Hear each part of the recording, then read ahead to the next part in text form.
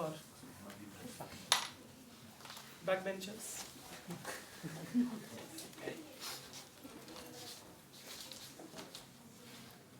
Come, don't shy. This is not examination.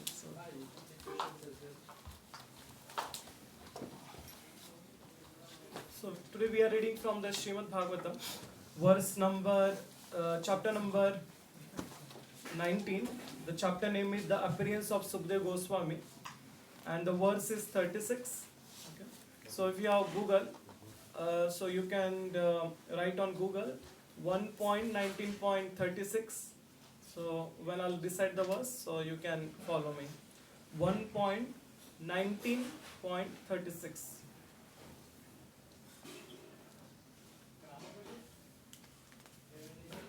So I'll recite the verse. You all can recite after me. Okay. Anyatha te vyaktyargater darshanam nah katham nunam nittara mrittinanam samsiddhya vaniyasya अन्यथा ते व्यक्तर्गते दर्शनाम नाह कथाम नुनाम नित्तराम मित्रयानामम संसिद्धया वनीयस्य अन्यथा ते व्यक्तगतेर दर्शनानम नाह कथाम नरम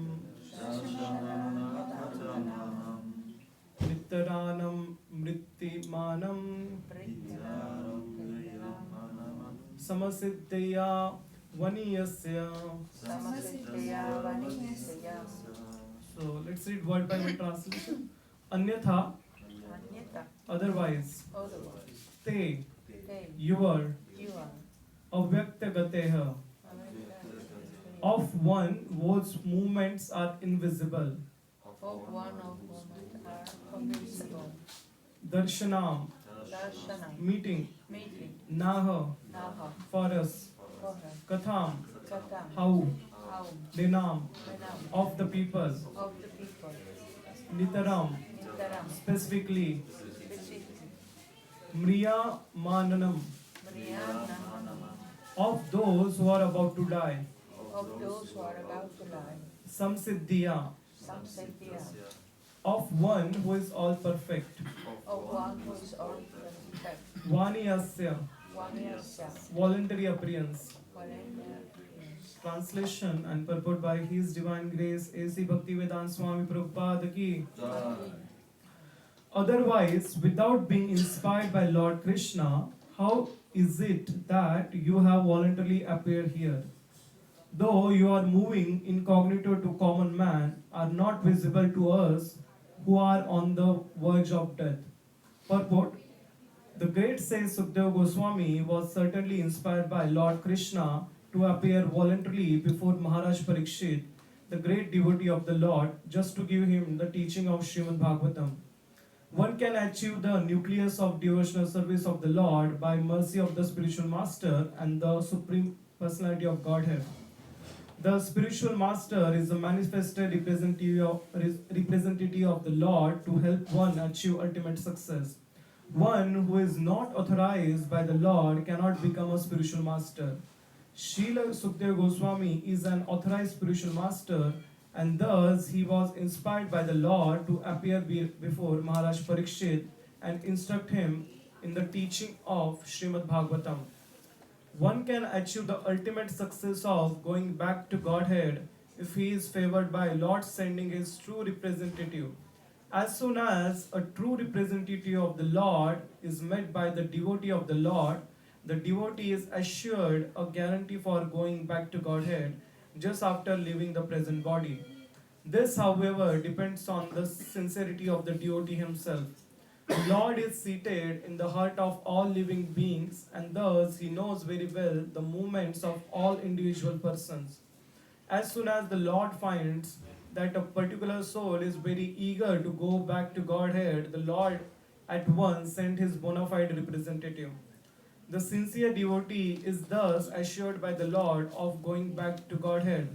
The conclusion is that to get the assistance and help of a bona fide spiritual master means to receive the direct help of Lord himself.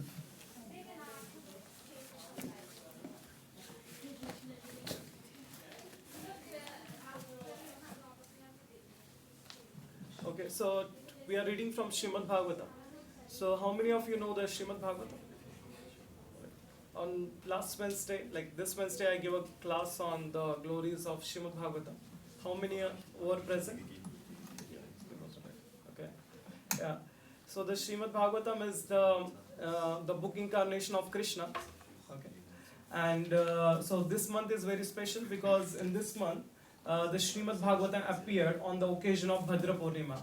So which is on 29th September. That means like next to next Friday basically. Yeah. And it's very auspicious day because Srimad Bhagavatam, when Krishna left this material world, Srimad Bhagavatam, so the Krishna appeared in this material world in the form of book incarnation, and which is called as Srimad Bhagavatam. Okay. So today we'll talk about some glories of this verse, like what they are trying to tell us from this verse. So basically, we can acquire knowledge through two processes, right? So one is called as ascending process, and the second called as descending process. So anybody heard this before? What is ascending or descending? In general, how do you acquire knowledge, for example? From a guru, Mhm. slowly and gradually. Reading or listening, listening, watching Okay. Experiments. experiments. Okay. What else? Scripture. Scriptures. Trial and error. Asking authorities. Huh? Authorities. Authorities. Okay. Own experience. Hmm? Own experience. Yeah, like trying and doing. Right? Yeah, so basically in this material world we acquire knowledge through two processes. So one is called as ascending process. So it is also called as Aroha Panta. And the second is called as descending process, which is called as Avaroha Panta. Okay. So what is meant by ascending process? So ascending process means like acquiring knowledge through trial and error. Like in the laboratory, many scientists do a lot of experiments, right? And sometimes like they wanted to learn something, but something else come out, right? So for example, the invention of rubber. Let's say the scientist who was making rubber, so basically he wanted to do something else, but the experiment failed, and what come out is rubber, right? Even like Edison, right? Yeah, Edison said that he did so many experiments, and one of the experiment he got bulb basically, and he did like 10,000 experiments to get a bulb, right? So he had like 10,000 failures, then he had a bulb, right? So basically we invest a lot of our energy, resources. Like in companies there is a special department which is called as R&D. What is called as R&D? Research and development. And you might have seen like companies spend millions and billions of dollars in those R&D departments just for research and development. So basically this ascending process, that is learning through experience, then trial and error and everything. So this is called as the less intelligence method of learning, right? So because you have to spend a lot of time, resources and everything, and that's how you are learning. So this is called as ascending process. What is descending process? Any idea? Learning from someone who knows. Okay. Learning from superiors. Okay. So the descending process means, as you all said, so descending means which is descending from the top, right? So basically, like in the scripture way, we have this Guru Parampara, right? So the Guru Parampara is descending from the top. The knowledge that is given by Krishna is like directly coming from the top. That is from the Krishna, right? So it is a bona fide knowledge, right? So you might be questioning, right? Okay, what knowledge we are getting? How can I believe that it's right? Right? So you might be questioning, like, okay, my guru is saying something to me. How can I believe that it's right?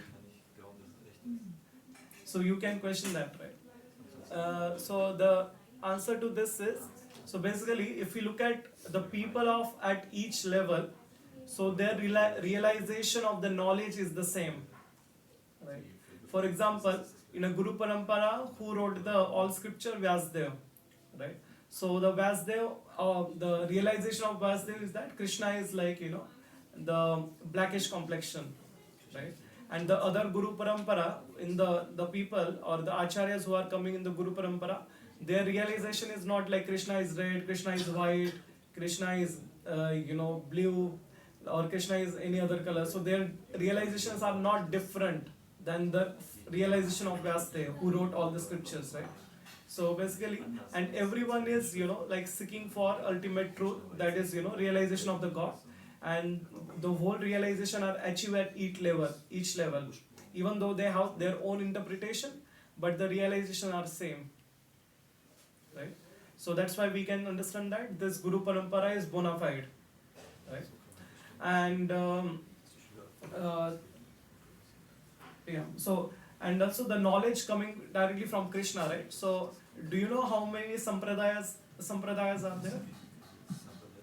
Sampradayas means like it is called as a spiritual university to gain knowledge, basically. Like we have like Harvard Business School, like Harvard University, London University, Oxford University. In India, like Pune University, Mumbai University, and I don't know, many are there, right? So similarly, if you want to have an understanding of spiritual knowledge, so there are like 4 universities, or we call it as 4 sampradayas. So anybody heard any sampradayas name? Ancient university I heard, but not the Sampradaya. Like Vaibhav Vidyapit and all those 4 Vidyapit. What are they like? The universities of the ancient times. Yeah, they are like a different, like they are like actual university. I'm just correlating by giving name university. Yeah. So what are the 4 sampradayas? Lakshmi, Prana, Lakshmi and Prana, second Prana, Brahma. Okay. Rudra, Huh? Shiva. Yeah. Okay. Rudra. We call it as Rudra. Okay. What else? Kumar, Kumar. Right. So basically there are 4 sampradayas. That means Krishna gave knowledge to whom? Brahma. Okay. Then Krishna also gave knowledge to whom? His wife, like Lakshmi. Okay. Krishna also gave knowledge to whom? Shiva, Rudra. And Krishna also gave knowledge to the 4 Kumaras. Right. So the first sampradaya, which is called as Brahma Sampradaya, or it is also called as Madhva Sampradaya, or it is also called as Brahma Madhva Gaudiya Sampradaya.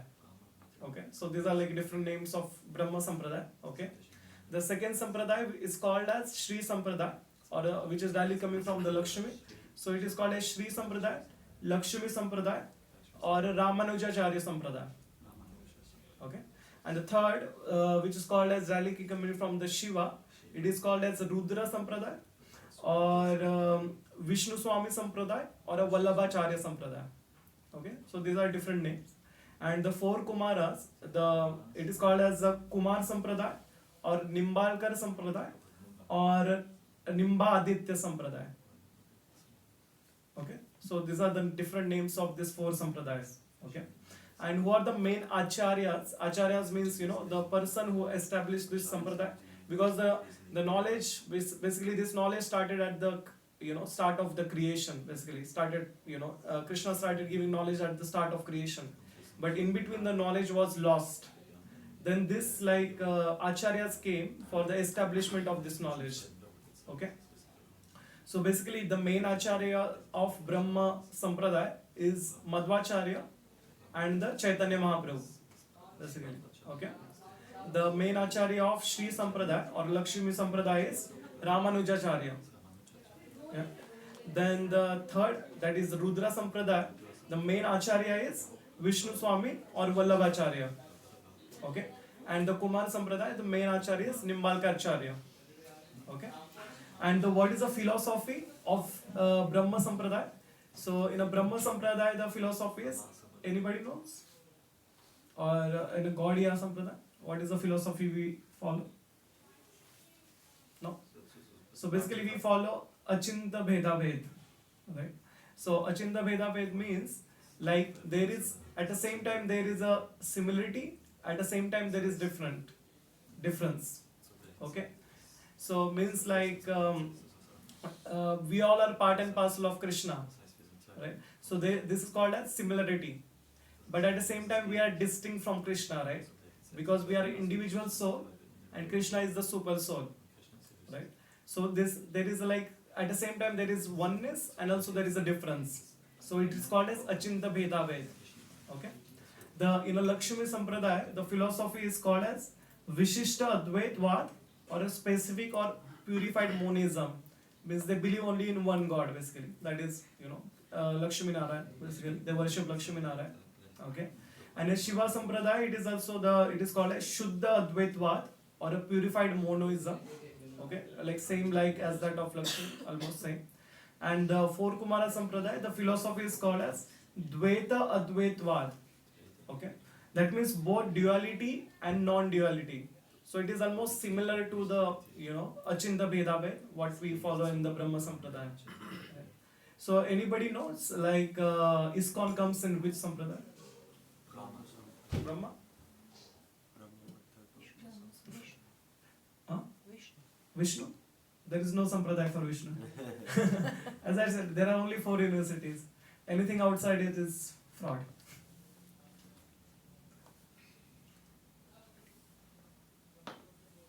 So basically, ISKCON comes under Brahma Madhva Gaudiya Sampradaya. Okay. So basically, like Madhvacharya, after Brahma, Madhvacharya established the Sampradaya again. Again, the knowledge was lost, and again Mahaprabhu came, and again he re-established the knowledge again. Basically, he took initiation as Brahma Madhva Sampradaya, and after Mahaprabhu, we call it as Brahma Madhva Gaudiya Sampradaya. Okay. So basically, ISKCON is in which Sampradaya then? Brahma Madhva Gaudiya. Right. And if you look at the ISKCON as one of the spiritual organization or the spiritual universities, so ISKCON has the qualities or attributes of all these 4 sampradayas, right? So basically, if you look at so when Mahaprabhu like started his Sankirtan movement, so he established the best attributes or best point from all the sampradayas. Okay. So first one is called as Brahma Sampradaya. So in a Brahma Sampradaya, there are 2 main points from the Madhvacharya. The first one is like smashing of Mayavad. Anybody know what is Mayavad? No? I am God. Yeah, so have you seen like some Babas and Swamis, they declare themselves as God? Yeah. Yeah, right. So in our philosophy, they are called as Mayavadis. Right. So what they think, like I'm God, you are God. Everyone is God. So it's like this. So I think like how many of you know this Satya Sai Baba? Okay.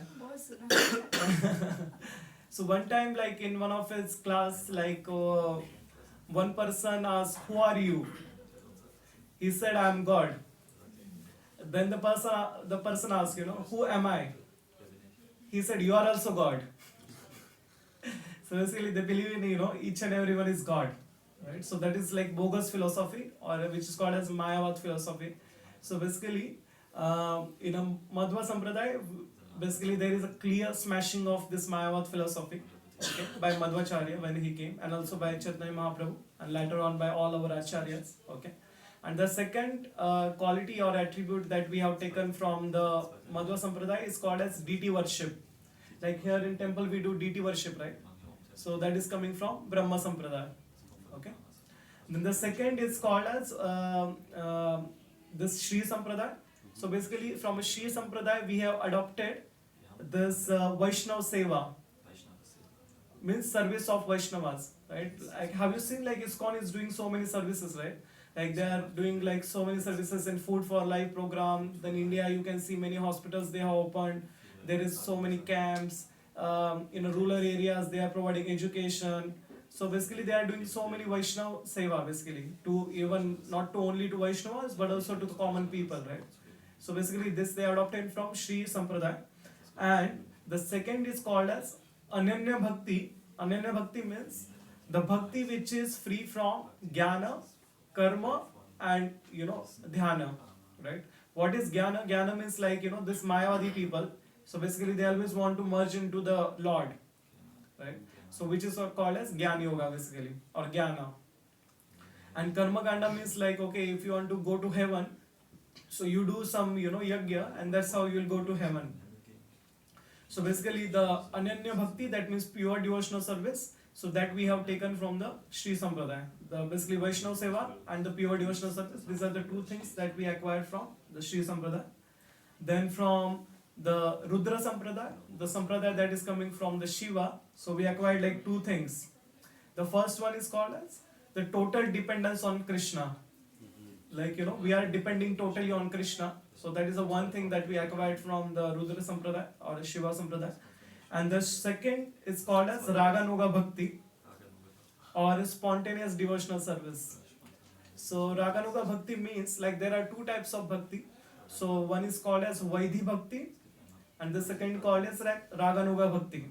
So Vaidhi Bhakti means like you are following some rules and regulations, like wake up early in the morning, then attend Mangal Arati, chant like 16 rounds, then do Guru Puja, then attend the Srimad Bhagvatam class. So at the start of our spiritual life, we are doing all these activities out of rules and regulation, right? Because someone has asked us to do it, right? So it is called as Vaidhi Bhakti, right? But what is Raganuga Bhakti? Raganuga Bhakti means the bhakti which is coming spontaneously out of love, right? So basically we learn the Raganuga Bhakti from the Rudra Sampradaya basically, how to do a spontaneous service to the Krishna. Okay. And the last Sampradaya which is called as Rudra Sampradaya, the Kumara Sampradaya. So in a Kumara Sampradaya, the first thing that we have taken is the taking shelter of Radharani. Right? So if you see in Brahma Madhva Gaudiya Sampradaya, basically we worship Krishna because Krishna is so dear to Radharani. That's why we worship Krishna. Right? And if you look at all our acharyas, they are like, in the spiritual world, they are associates of Radharani. They are manjaris in the spiritual world, basically. Right? So basically, we all are worshippers of Radharani. And then, since the Krishna is so dear to Radharani, that's why we also worship Krishna. Right? So basically, we took a shelter of Radharani from the four Kumara Sampradaya. Okay, and the bhava of gopis, the bhava of gopis mean the love for Krishna, the gopi bhava basically. So that also we taken from the four Kumaras basically, four Kumara Sampradaya. Right? So if you look at all this four Sampradaya versus ISKCON, so ISKCON is the best. ISKCON is the best, best of all Sampradayas because we are following almost all the Sampradayas. But also we have our own philosophy, that is Achinta Bhedabe given by Mahaprabhu. Right? So this is about the four Sampradayas. Right? So but the question is, okay, like now I have to take admission in this four Sampradayas. How can I take it? Right? So if you want to become engineer, you go to university and you take admission, and that's how you become engineer. Right? So similarly, if you want to become spiritually advanced, and if you have a realization of the God, then how can you become spiritually realized? right? So you might have this question, how can I connect to any of the sampradayas, right?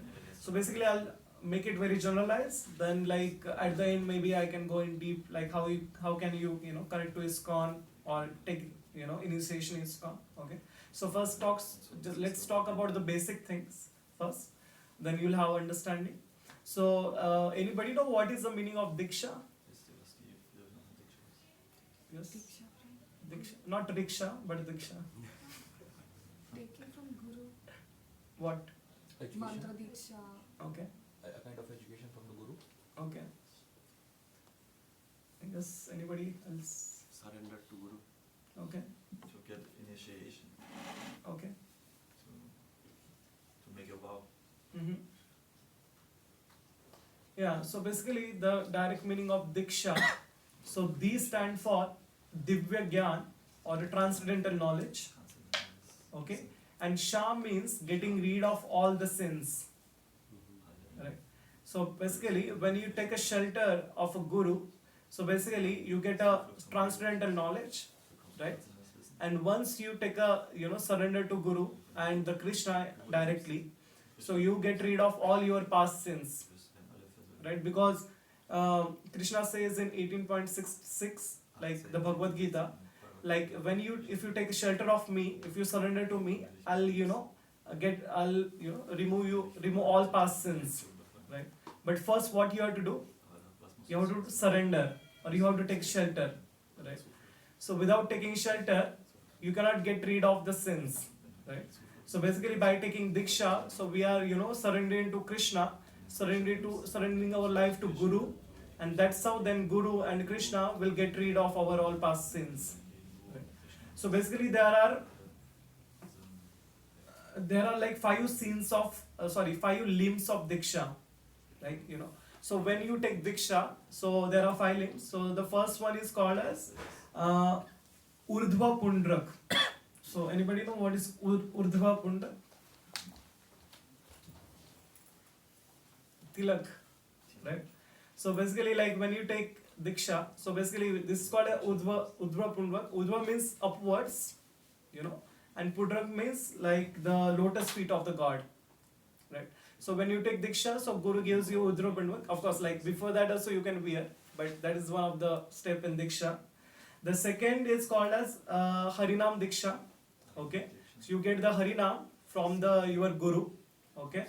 And you get a new name. For example, Radhika Devi Dasi, for example, or what? Chaitanya Das, basically, right? So basically, when you take Diksha, you become Das or Devi Dasi, right? So the second thing what you get, the Harinam, basically, right? The third thing is called, also when you take a Diksha, you get a spiritual father, right? So you get a second life, right? So basically everyone has one life, right? The animal takes birth once, the cat takes birth one, dog takes birth one, humans also take birth one, right? In this life. So there is no difference between human beings and us, right? Then, so once you take a Diksha, basically it is called as initiation. So it is called as initiation of your new life. So once you take a initiation, so there is a second birth for you basically, and you get a new father which is called as spiritual father, right? So you get a spiritual father after you take a Diksha from a bona fide Guru, okay? So this is the second limb of no, this is second. It is a Harinam only. Okay. So this is like a second limb of the Diksha, okay? The third limb of Diksha is called as symbol, okay? So symbol means, so basically, okay, one more thing about the second limbs. We also get the Brahmanical initiation. Brahmanical initiation means, like, have you seen like some people wear jani, like the male basically. So basically, like first you get the Harinam Diksha, and then second you get the Brahmanical initiation. That means you are a Brahmana by after you get a Brahmanical initiation, okay? But like earlier this Diksha supposed to be one, like used to be one. But when Prabhupada went to America, so seeing at his Western disciple, he decided to separate the Harinam Diksha and the Brahmanical initiation. But before like Prabhupada, it has to be only one initiation. Like you used to get like the Brahman Diksha and Harinam Diksha in a same process basically. But now you get like the Harinam Diksha first and you get a new name, and then after some time, based on the your sincerity and the seriousness, you get the second initiation. Okay. So this is the second limb of Diksha.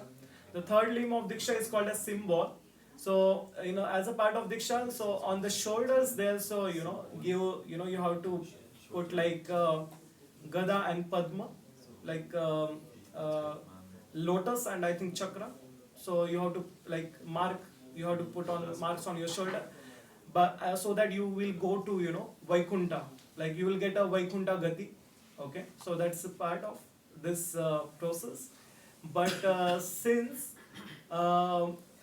the people who are practicing or devotees who are practicing in ISKCON, so we have a Goloka Gati. Like we don't want to go to Vaikuntha, but we want to go to Goloka. Okay, so Goloka is a planet of Krishna, Golok Vrindavan. Okay, so that's why in ISKCON we don't follow, and Prabhupada also did not use this. Okay, the fourth limb of Diksha is called as Archana. Archana means deity worship. Okay, so once you get Diksha, you are qualified to do a deity worship. Okay, and the fifth limb of Diksha is called as Yajna. Okay, so you can also do Yajna. So, but in this material world, we don't know how to do any Yajna. Why? Because like we are not so qualified to chant some mantras, and also the things that we get are not so purified, like clarified, like ghee and all are not so vegetables, they are not so pure, right? So that's why in the Kali Yuga, so it is only recommended to do a Harinam Sankirtan Yajna. That means chanting the holy names. Okay, so these are nothing but the 5 limbs of Diksha, right? So basically, whoever gets the this human body should take Diksha and should take a second birth. Okay, so that like he will have a guru, and in next life or at least in this life he can go back home, back to Godhead. And if you have a guru, at least he will he will assure that okay, you will get in the next life you will become a better body, or you will be at least in the human body. If you like if you don't take Diksha, there might be chance that even if you are chanting, there might be chance that you will fall down to an animal body, or you might go to hell basically. So there is a chance, right? So basically, for taking Diksha, you should have to be a Shishya, right, or a disciple, right? So who can be called as disciple? Who is disciplined? Okay. What else? Who can be called as Shishya or a disciple? Who follows the rules from the teacher. Okay.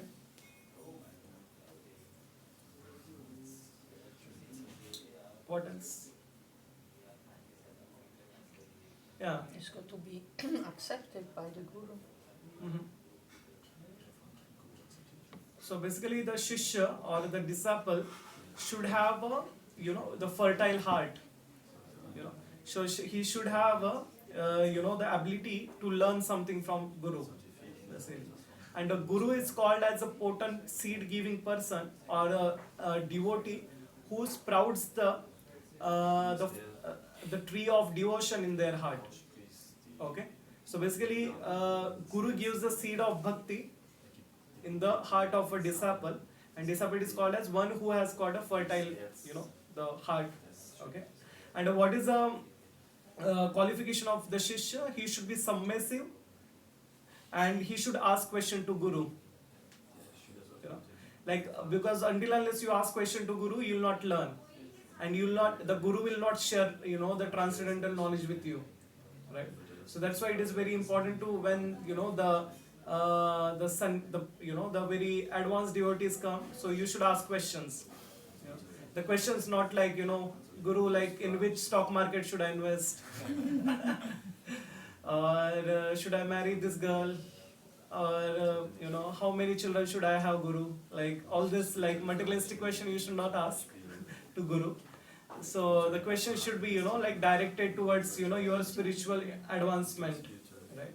So sometimes we have seen like some sannyasis comes and people all the time are discussing about their material problems, like the job problems or relationship problems or other issues, right? Of course, they all are important, but when like if we have like very less time, so we should always inquire about the how can we advance in our spiritual life, how can I engage more in the service of Krishna, how can I chant the holy names with a pure heart, right?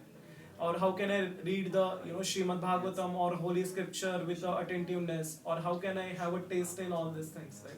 So basically we should ask like spiritual question which will lead to our spiritual advancement rather than material question. Of course, like those questions also you can ask if you have time, but our first priority should be like connecting spiritually, so that we'll get a spiritual advancement, right?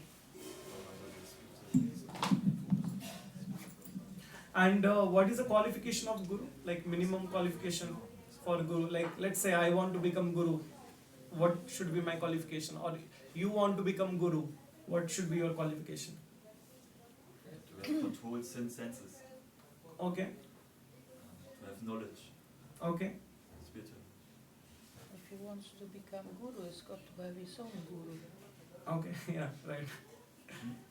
So she said like if you want to become guru, he should have guru also. What else? Pro should be Uttam Adhikari. Okay. Okay. So basically all you are said are right, but the only qualification for guru is that he should understand the Krishna Tattva thoroughly. He should understand and he should be a surrender to Krishna thoroughly, and all other things are external. Like okay, he should be sense, all his senses are controlled, all other things are secondary, because everything will be automatically happen if he is surrendered to Krishna, right? So the first qualification or the only qualification that is for the guru is called as he should understand the Krishna Tattva thoroughly, okay, and the knowledge will come automatically. Like knowledge will be there, and he should have knowledge of the Vedanta and the conclusion, right? So Vedanta means Ved means knowledge, and then Anta means the conclusion, right? So he should have a understanding or conclusion of all the Vedas. That is like surrendering to Krishna or understanding the Krishna thoroughly, right? So that should be the qualification of guru. And the other qualification is that, as Mataji said, the guru should have his own guru, right? So in India you have seen, right, many so-called gurus comes and they declare themselves as guru, but they don't have their own guru. So what we call them? Huh? What? Baba. Yeah, of course, Baba. But actually they are a fraud, right? So of course they might be teaching you some, they might be reading some books, and they might be, speaking something from books out of their knowledge. They might be very scholar, but we don't consider them as guru, right? Because they themselves don't have any guru, right? Because the knowledge in the Guru Parambara should be coming from the top to bottom, right? And like tomorrow, like any random person comes and says, "Oh, I'm like Guru," then we ask, from whom you took Diksha? He said, God. Right? So there would be so many people like this in India. So we can discriminate who is a bona fide Guru and who is not a bona fide Guru, right? Because the people of India or in general are so innocent that if you see someone in saffron, you like offer obeisances and like you chant their name and blah blah blah blah. So you consider them as a god, right? So I think like after this, right, whom to consider as guru and whom not to consider as guru, right?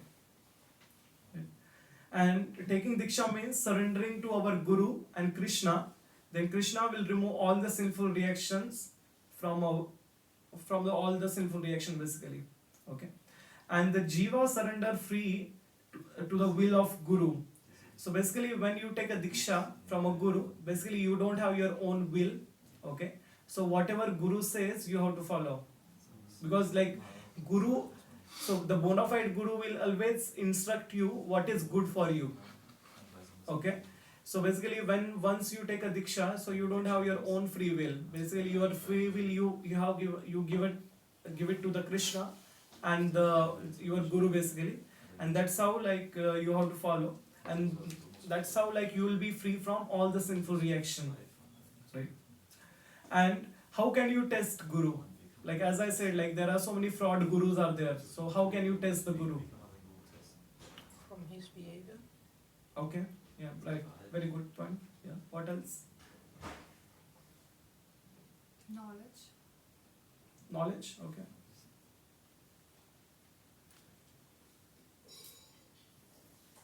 By asking question. Okay. Yeah. His association. Yeah. Right. What else?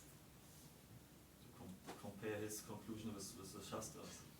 Mm-hmm. Okay. Yeah. Right. So basically, like, how can we test guru? So almost you also what you said is right. So basically, like the first one is that how he deals with women's Wie geht er mit Frauen? money Geld and the followers. und sein Volk. Three things, right? So if like guru gets money, like the person who is declaring himself as guru, how he deals with money, like how he is utilizing the money. Mit der Geldwelt. Okay. Then the followers, like if he has so many followers, how he's behaving with those followers and how they are. Okay. And the third one is called as woman. Okay. So sometimes like in India there was guru, so he had a program living with guru, and only women were allowed. Prabhujis were not allowed. So what we call those gurus, like fraud gurus, right? So there are so many gurus in India, like also in all over the world. So they declare themselves as guru, but they are like we can observe them by how they deal with followers, money, and the women's, right? And the other thing is that from where they are teaching, like they are invented their own philosophy, or they are teaching from the scriptures, Was lernen sie? right? Sometimes like I don't want to name any guru right now. There is a very popular guru, so he is like he is declaring himself as a god. He is declaring himself as a like he knows his like last three births and how he become in this life and what he wants to become. Sri Sri. Huh? Sri Sri. No, I'm talking different. Yeah, he also comes in Mayavad basically, like the Mayavadi, like I'm God, you're God, merging into the Brahma philosophy basically. So that is his philosophy basically. And there is also other guru. So this, Sadhguru. yeah. So basically, like his philosophy is like again like everyone is God, or everything come from nothingness. Right? So basically, they are teaching or making their own philosophy. So that is not recommended as per the Shastra. So you should refer Shastras or the scriptures, and then they should teach from there. Okay. So basically, the guru should have his own guru. Then he should refer to the sadhus and the shastras. So guru, sadhu, and shastra. Right. These are the three things. And also we can ask many questions to the guru. Okay. To test it, the question should be transformative, not informative. Right. You should not ask like what is the birth date of Jhansi Ki Rani. On this question, like like the question which doesn't make sense. All this question you should not ask. The question should be transformative, as I told the question that will help you to become like grow in your spiritual life. So you should ask such kind of question, right? And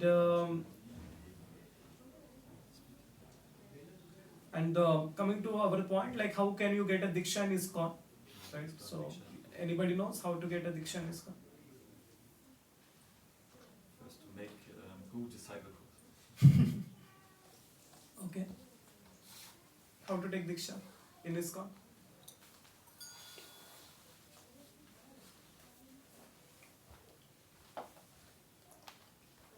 So basically, if you want to, as I said, like ISKCON is one of the bona fide sampradaya. What is the sampradaya? Brahma Madhva Gaudiya Sampradaya, right? So basically, if you want to take a Diksha in ISKCON, so basically we, first of all, you have to follow the 4 regulative principles. So anybody know what are the 4 regulative principles in ISKCON that we follow? No? No eating, No? no eating fish, meat Pure and eggs. vegetarian. Okay. No eating of like meat, fish and egg. Okay. Second. No sexual misbehavior. No illicit sex. Okay. Okay. No gambling. No gambling. No gambling. Okay. No drinking. No coffee. No tea. No intoxication. No intoxication. Yeah.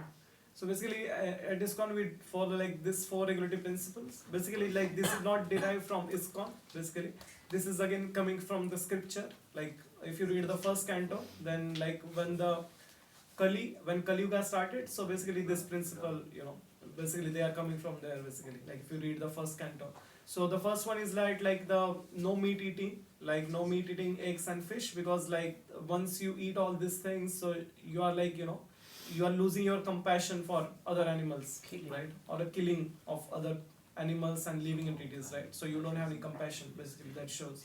So, and until unless, till the time you are, killing other souls and eating them, you cannot progress in your spiritual life.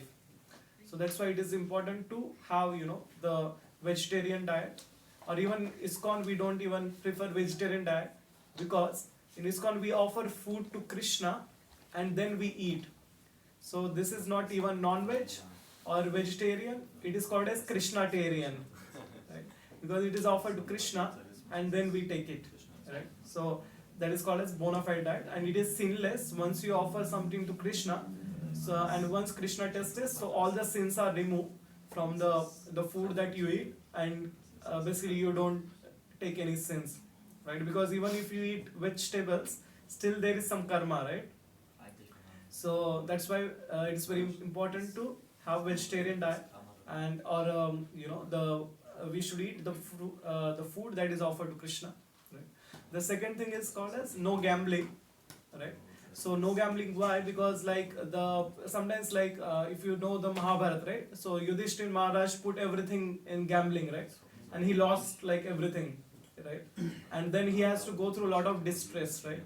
So if you like similarly, like if we put our money and everything in gambling, we may not able to focus in our spiritual life. So that's why it is recommended to not to gamble, right? What is third thing? No intoxication. No intoxication means like no alcohol, no like no smoking, no like LSD, ganja, whatever you say, tea, coffee even. So because like once you like involve in all these things, so you lose the austerities basically. If you cannot do austerities, then you cannot reach to the level of spiritual realization. Okay, so that's why it's important to avoid all these things, or quit or eliminate from your life. And the last thing is called as illicit sex.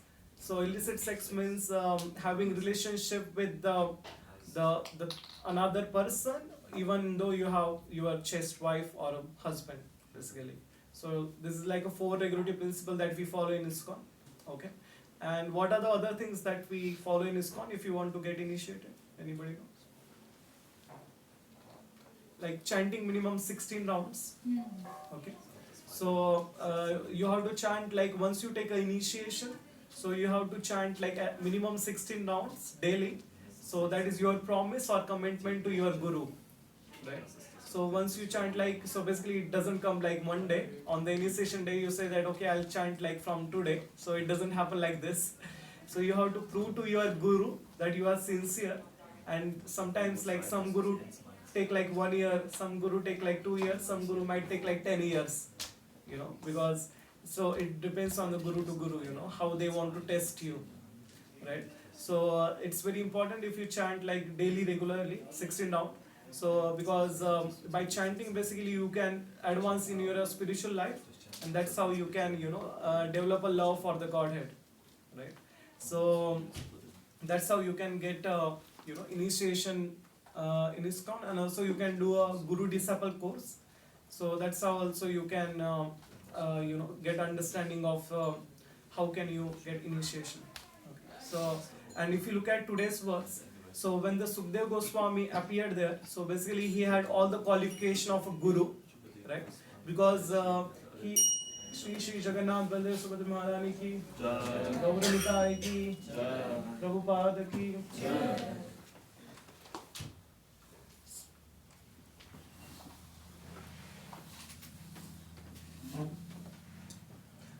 when the Sukdev Goswami appeared, at the place where Parikshit Maharaj is supposed to leave his body, so he had all qualification to be a guru. Why? Because like his father is coming in the Guru Parampara, right? Who is his father? Vyasdev, right? Then he's not mental speculating, what he was saying. So he's reading, or he was saying from the scriptures, that is Srimad Bhagvatam, because he is delivering the Srimad Bhagavatam, right?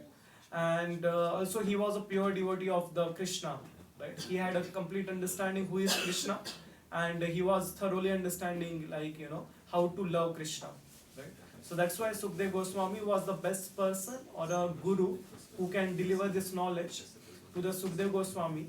And when the Sukdev Goswami heard the Srimad Bhagavatam, he after 7 days he went in a trance and he left his body, and then Takshaka, the snake, came and basically then he bit him, and that's how people think that that's how he died. But he already left his body and went to back home, back to Godhead, like even before the snake bit him. Right. So that's how you can that's how you can connect to this four sampradayas, especially ISKCON, since ISKCON has all the qualities or attributes of all these four sampradayas, and that's why the ISKCON is called as the best. You get all the mercy by chanting 16 rounds in ISKCON rather than chanting 64 rounds in other sampradayas. So that's why because in ISKCON or in Madhva Gaudiya Sampradaya, we have mercy of Brahma, then Chaitanya Mahaprabhu, and all the the qualified acharyas. So that's why it's very important to take initiation and having a guru, so that at least this life we can go home back to Godhead, or in the next life we will have a better body so that we can practice this spiritual path. Hare Krishna. Any questions? Very difficult topic, maybe. Yeah, but just not it. How many books is the Srimad Bhagavatam? Only that book? No, so Srimad Bhagavatam basically, there are 12 cantos. Okay, so the 12 cantos, for example, our current print, if you see, the 12 cantos are divided into 18 books. 8. Yeah, so there are 18 books of 1,000 pages. Like this. Yeah, and so basically, if you consider total, there are 18,000 verses, right? In the Bhagavad Gita, there are 700 verses, and in Srimad Bhagavatam, there are 18,000 verses. So these 18,000 verses are divided into 12 cantos, basically. And each canto describes, the evolution of the human beings, how the creation happens, why there was a need for creation, and how the pure devotees of the Lord, prayed to the Lord, how they went home back to Godhead. So basically, it shares the stories of pure devotion only. So we are ISKCON and Gauriya Math, I guess also we are following the Brahma Madhva Gaudiya. Sampradaya. So how common is in India the other Sampradayas, the other 3 Sampradayas? Is this also pretty common or not so common like the Brahma Sampradaya? Yeah, actually, the Brahma Sampradaya, after Prabhupada, it became worldwide, right? So it spread all across the world, right? But the other 3 Sampradayas also, they are active, but not as much as ISKCON. Because of Prabhupada, he spread the glories of the Chaitanya Mahaprabhu all over the world, right? So that's why it is more popular in India right now than other sampradayas. Of course, there are also their acharyas are there in India, but I don't know much about them. But they are there. The sampradayas are active. Okay. There is a widespread behavior. If you go to any school, Yeah. you will be hearing, this is the best school. Yeah. Don't care about all the schools because this one is the only best one. So why at is it like this? At the end of the day, you can decide only by your own experience Yeah. if you go forward or not. Yeah. So basically, like as I said, even if you take admission in any of the four sampradayas, still you will go home back to Godhead. Okay. So the teachings of all the sampradayas are same. Okay. But in a different way. You know, their practices are different. Their some rituals might be different, but their realizations are same. Like going home back to Godhead and worship of Radha Krishna or Lakshmi Narayana. Right. So basically, that's how it works. But of course, like if you look at ISKCON, as I mentioned at the start, so ISKCON has adopted points from all the sampradayas. Like as I said, like we adopted, the smashing of Mayavad from Madhva Sampradaya, also deity worship from Madhva Sampradaya, then Bhav of Gopis from Kumar Sampradaya, right? Taking shelter from the Rudra Sampradaya, right? So basically, we have adopted everything from different sampradayas. So that's why it is said that ISKCON has all the attributes of all the four sampradayas. Thank you. Yes, any questions? And about this, what has been mentioned, I guess, on yesterday, Vasta? if I'm not wrong, if you offer the whole Srimad Bhagavatam, you buy it and you offer it on a pillow, you're sure when you die you go straight to Oh, yeah. So if you give, like it is, so as Godhead. yeah. Yes. So this is our theme for this month, Bhadra Purnima, right? So it is mentioned in, I think 11th canto. I don't know exactly the verse. Okay. So if you like gift Srimad Bhagvatam on this night of Bhadra Purnima to someone, so you will get a confirmed ticket to Govardhan, basically. Straight, Yeah. no problem. Yeah. 13.13. Yeah, right, 30 minutes, right. So there is verse, so you can read the translation. 12.13.13 wait, But you have to find someone who accepts it. You don't not always got it and give Yeah, so that's why it. we Someone are, who really wants it. yeah, that's why we are here, so we know who wants it and who doesn't want it. Should I read? Yes. Yeah, you can read. Translation: If on the full moon day of the month of Bhadra, one places Srimad Bhagavatam on a golden throne and gives it as a gift, he will attain the supreme transcendental destination. So in previous years we made like golden paper Yeah. shade. We covered it nicely like golden. So it's not really gold, but it's a symbol. This year you can see again, next Friday. Yeah, the Bhagavatam distribution.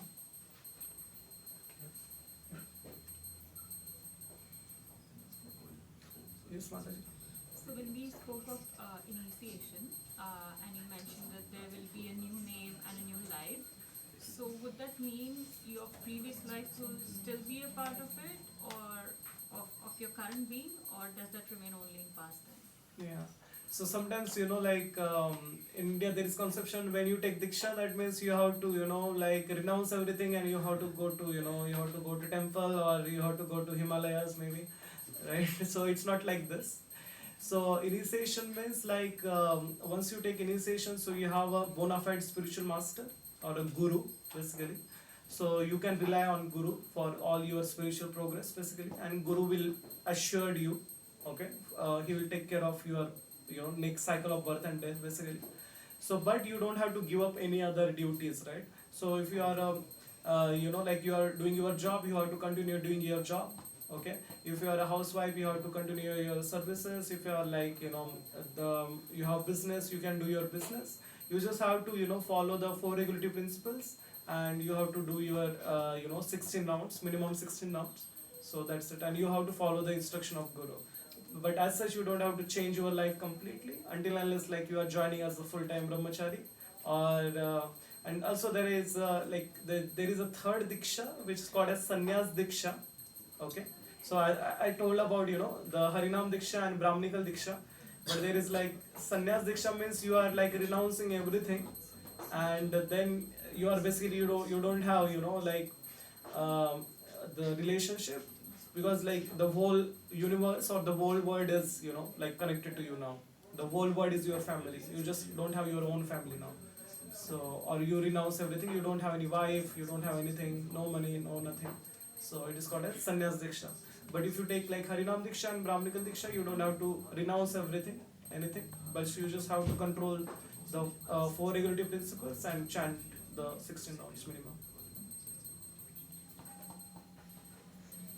Is it clear? Any questions? Just one. So, the verse 12.3.3 that you just read about placing the book on the golden throne, and what do you achieve with that? So basically, Srimad Bhagavatam is said that like it is non-different from Krishna, right? And basically giving a gift of Srimad Bhagavatam to someone, that means you are gifting Krishna to someone, right? So who is like quite inspired to read Srimad Bhagavatam, right? So how can we realize Krishna? By reading Srimad Bhagavatam, right? So or if you and you can grow more in your spiritual life by reading Srimad Bhagavatam, right? So if you give Srimad Bhagavatam as a gift to someone, so on the occasion of this Bhadra Purnima, so then the Bhagavatam says that by default you will go home back to Godhead. Like you don't get you'll not be entangled in cycle of birth and death. Okay, then the question arises: then why do we do all the other stuff? Isn't it not good that I go back to the worldly or materialistic world and just give that Krishna, because I believe in him, but I'm also like, yeah, I'm a kind of materialistic person. I give that, and I'm sure to go to get ahead, and then I can just go back and do stuff. But there should be some terms and conditions, isn't there? Yeah.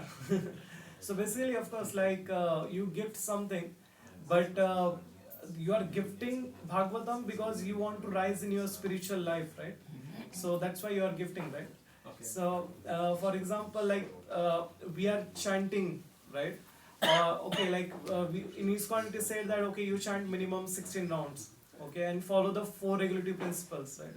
So the four regulative principle is not there to suppress people, you know. So the four regulative principles are there so that we can rise in our spiritual life, right? So that if we control our, you know, like intoxication, then all the illicit activities, then meat eating, then until unless we give up the lower things, we cannot rise to our, you know, the higher things, right? So for example, when you take a flight from Berlin, as the flight goes higher, the building that are there, when you are at the, you know, on the ground, the buildings are quite higher, right? But as you take off, and as you grow, fly higher, so you hardly see the buildings and they are very small, right?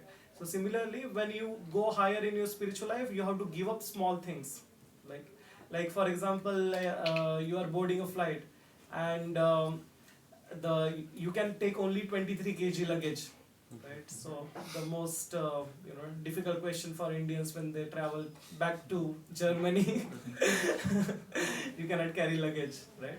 And you have like 30 kg luggage, right? So you have to give up 5 kg luggage, like 7 kg luggage, so that you can take and when you will take only important things, right? So you will not take the things that you don't require in those 23 kg. Similarly, when you want to rise in your spiritual life, so you have to give up all these small things because they are not good for your spiritual progress, right? So our goal is not to just to do things for formality, but to do things so that we can rise on a spiritual progress. Our ultimate goal is, of course, to go home back to Godhead, but the more important goal is the getting the love of Radha and Krishna, right? Because we all are looking for love, right? So because once the love is the flows in our heart, then only we can have a true satisfaction in our heart. Because until unless we have a love of God, our heart always will be dissatisfied and frustrated. So that's why it is also part of formality, but there is the higher truth behind it. Right? Okay, thank you. Any questions or comments? Okay, so basically on 29th of September, that is next to next Friday, so we have this Bhadra Purnima. So if anyone wants to gift the Srimad Bhagavatam set, they can contact us or me. So basically, usually the price of Srimad Bhagavatam set is like 290 euros, but since this is very special occasion, so we discounted it to 250 euros. And if you cannot donate all the 250 euros, you can also contribute partly, and then you can donate some amount, so that we'll combine it and we can gift Srimad Bhagavatam set to the sincere devotee who are really looking for the spiritual progress. Hare And Krishna. there are already some candidate like spiritual devotee. Yeah, that yeah. are ready to, Last year are I was the waiting to- candidate. Huh? Last year I was the candidate. Okay, Yeah, yes, okay. so I got the set last year. Yes. Okay. I will do that. Oh, great, thanks. Okay, so since we have some time, we can chant one round. Okay. Can we distribute? Sumitra, you can switch off the recording.